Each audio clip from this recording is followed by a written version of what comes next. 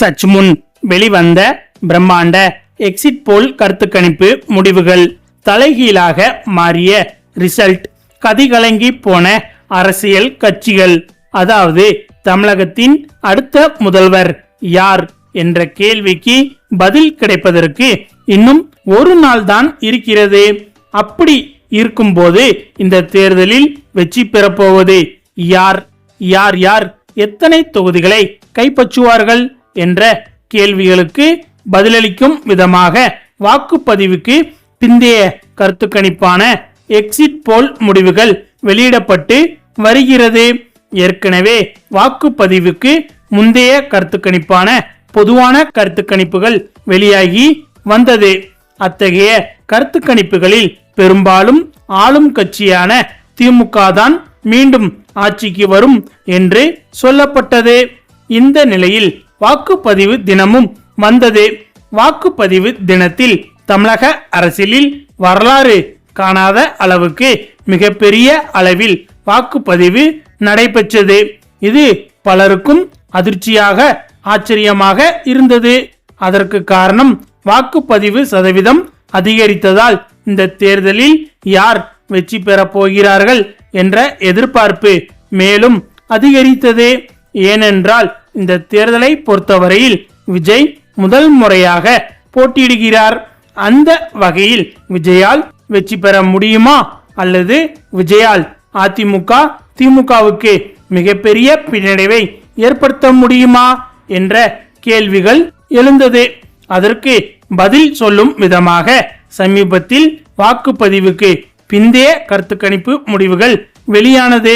இந்த வாக்குப்பதிவுக்கு பிந்தைய கருத்து கணிப்பு முடிவுகளை எதிர்நோக்கிதான் ஒட்டுமொத்த இந்திய அரசியலும் இருந்தது.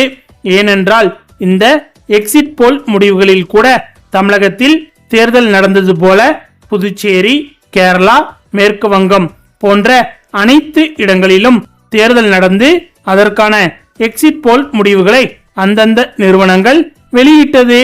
அப்படி வெளியிட்ட போது மற்ற மாநிலங்களில் எல்லாம் பெருவாரியான நிறுவனங்கள் ஒரே மாதிரியான ரிசல்ட்டை தான் கூறியிருக்கிறது என்பது குறிப்பிடத்தக்கது.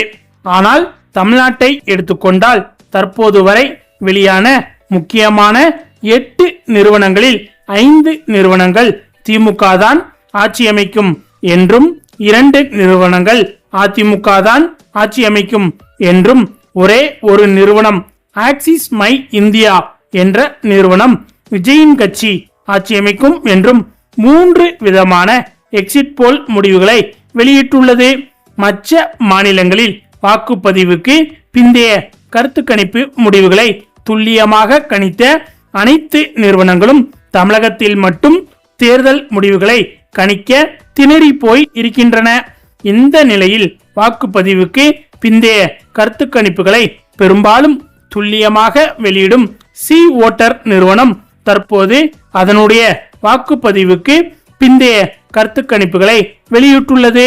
அதாவது சி ஓட்டரின் முடிவின்படி திமுக தான் ஆட்சி அமைக்கும் என்று உறுதியாக தெரிய வந்துள்ளது. அதாவது இதுவரை வெளியிட்ட மற்ற கருத்து கணிப்பு நிறுவனங்களை காட்டிலும் அதிக தொகுதிகளை பெற்று திமுக இந்த தேர்தலில் வெற்றி பெறும் என்று சி ஓட்டர் நிறுவனம் தெரிவித்துள்ளது.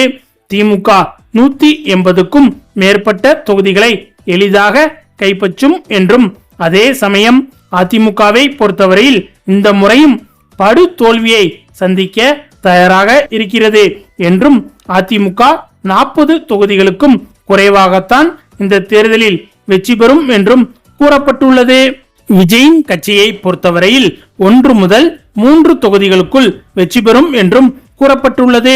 மேலும் இந்த ஒரு சி ஓட்டரின் கருத்து கணிப்பில் விஜய்க்கு எதிர்பார்த்த அளவுக்கு மிகப்பெரிய வாக்கு வங்கி இல்லை என்ற அதிர்ச்சி தகவலும் வெளியாகி இருக்கிறது. விஜயின் கட்சியை பொறுத்தவரையில் 20% அதிகமாக வாக்கு சதவீதத்தை பெறும் என்றுதான் பெரும்பாலான கருத்து கணிப்பு நிறுவனங்கள் கூறி வந்தன. ஆனால் அப்படியெல்லாம் விஜய்க்கு வாக்கு சதவீதம் பெரிய அளவில் இல்லை என்றும் சென்னை போன்ற நகரங்களில் மட்டும்தான் விஜய்க்கு வாக்கு வங்கி ஓரளவுக்கு இருக்கிறது என்றும் கிராமப்புறங்களில் விஜயின் வாக்கு வங்கி மிகப்பெரிய அளவில் அடி வாங்குகிறது என்றும் இந்த கருத்து கணிப்பின் மூலம் தெரிய வந்துள்ளது. இந்த நிறுவனம் விஜய்க்கு கொடுத்துள்ள வாக்கு சதவீதம் என்பது வெறும் 14% தான். இந்த அளவுக்கு குறைவான வாக்கு சதவீதத்தை வாங்கும் போது கண்டிப்பாக அது விஜயின் அரசியல் வாழ்க்கையை முடிவுக்கு கொண்டு வருவதற்கும் வாய்ப்பாக மாறிவிடும்.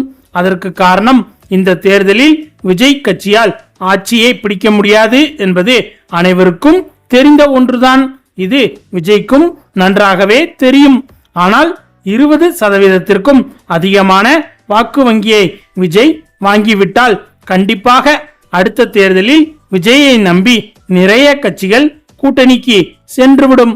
அப்படி சென்று விடும்போது அடுத்த தேர்தலில் விஜய் கூட்டணியால் ஆட்சியை பிடிப்பதற்கு அதிக வாய்ப்புகள் இருக்கிறது.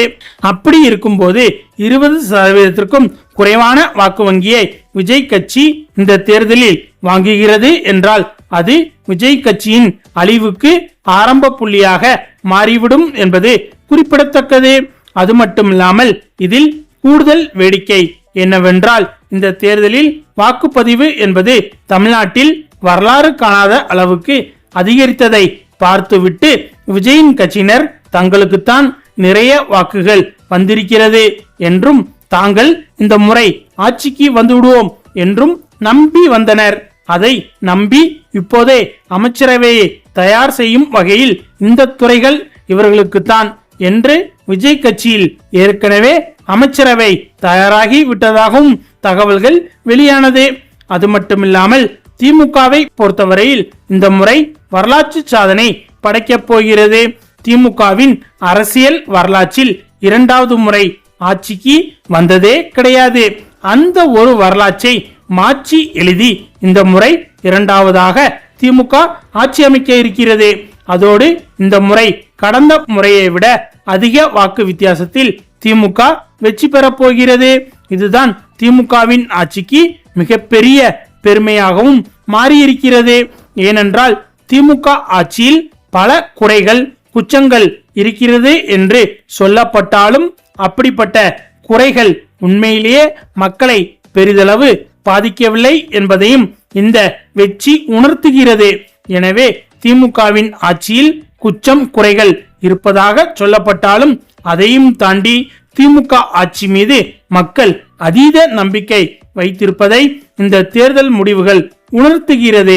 அதே சமயம் அதிமுகவை எடுத்துக்கொண்டால் கிட்டத்தட்ட அதிமுகவின் அரசியல் எதிர்காலம் என்பது ஏறக்குறைய முடிவுக்கு வந்துவிட்டது.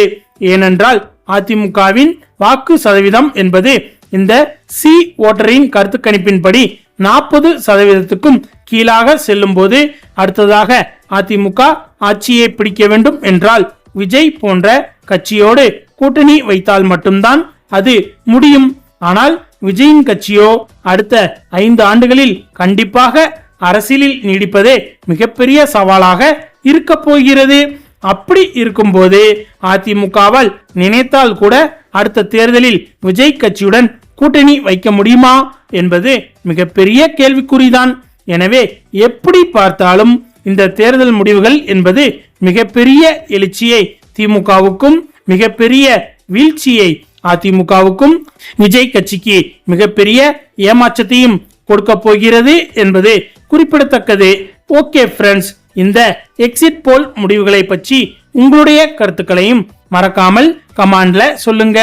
மேலும் இந்த வீடியோ பிடிச்சிருந்தா லைக் பண்ணுங்க, ஷேர் பண்ணுங்க, நம்ம சேனலை மறக்காம சப்ஸ்கிரைப் பண்ணுங்க. தேங்க்ஸ் ஃபார் வாட்சிங்.